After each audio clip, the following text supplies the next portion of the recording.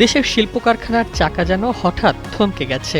গ্যাসের তীব্র সংকটে একের পর এক কারখানায় কমছে উৎপাদন, কোথাও আবার পুরোপুরি বন্ধ হয়ে গেছে কার্যক্রম। নিত্যপণ্য থেকে শুরু করে ঔষধ, পোশাক, টেক্সটাইল, ডাইং ও ইস্পাত, গ্যাস নির্ভর প্রায় সব শিল্পই এখন জ্বালানি সংকটের চাপে।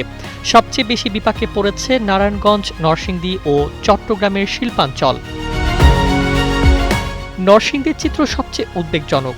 জেলার ৩,০০০-এর বেশি টেক্সটাইল, ডাইং ও স্পিনিং মিলের মধ্যে গ্যাস নির্ভর প্রায় ৯০% কারখানা বন্ধ হয়ে গেছে। ফলে যেখানে স্বাভাবিক উৎপাদন হওয়ার কথা, সেখানে গড়ে উৎপাদন নেমে এসেছে মাত্র ১০%। স্থানীয় কাপড়ের চাহিদার প্রায় ৭০% যোগান আসে এই জেলা থেকে। নারায়ণগঞ্জেও পরিস্থিতি ভয়াবহ। গ্যাসের চাপ প্রায় শূন্যে নেমে যাওয়ায় প্রায় ৪৫০টি ডাইং কারখানার উৎপাদন বন্ধ রয়েছে।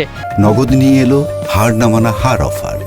সর্বনিম্ন ১০,০০০ টাকা রেমিটেন্স নগদে পাঠালে থাকছে স্বর্ণের হার জেতার সুযোগ। এসব কারখানা থেকে কাপড় না পাওয়ায় শতাধিক পোশাক কারখানাও বন্ধ হওয়ার উপক্রম। কোনো কারখানা একদিন চালু রেখে পরের ২ দিন বন্ধ রাখতে বাধ্য হচ্ছে। এতে নির্ধারিত সময়ে রপ্তানি পণ্য পাঠানো নিয়েও শঙ্কা তৈরি হয়েছে। চট্টগ্রামেও অন্তত ৩৫টি কারখানায় উৎপাদন ব্যাহত হচ্ছে। এর মধ্যে ৪টি পুরোপুরি এবং আরও ১০ থেকে ১২টি কারখানা সাময়িকভাবে বন্ধ রয়েছে বলে জানিয়েছে শিল্প পুলিশ।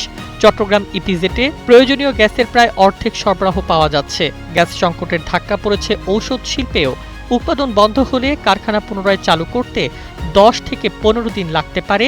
এ কারণে একটি শীর্ষস্থানীয় ঔষধ কোম্পানি ডিজেল ব্যবহার করে উৎপাদন সচল রাখছে, তবে এতে বাড়ছে উৎপাদন ব্যয়। হবিগঞ্জে শতাধিক শিল্প প্রতিষ্ঠান ও সংকটে গত এক সপ্তাহ গ্যাস সরবরাহ পুরোপুরি বন্ধ থাকায় অনেক কারখানার উৎপাদন থেমে যায়। রপ্তানিমুখী প্রতিষ্ঠানগুলোর পাশাপাশি শ্রমিকদের মধ্যেও তৈরি হয়েছে চাকরি হারানোর আতঙ্ক।